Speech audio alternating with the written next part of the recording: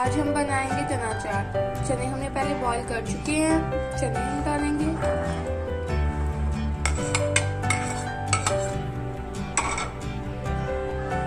अब हम इसमें बॉईल लोबिया ऐड करेंगे।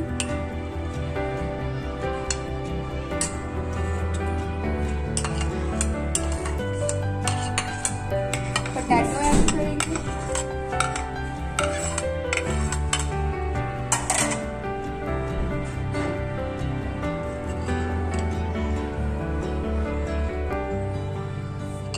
इसको फलियां कहते हैं। अब हम इसमें फलियां ऐड करेंगे।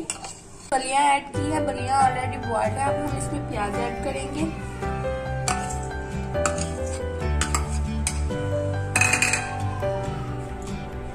अब टमाटो और हरी मिर्च।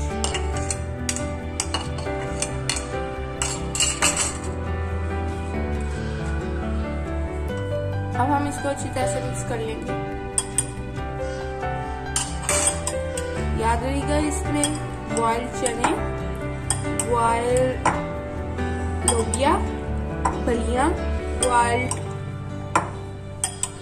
बॉइल्ड पोटैटो और हरी मिर्च और टमाटर है। अब हम इसमें चाट मसाला ऐड करेंगे।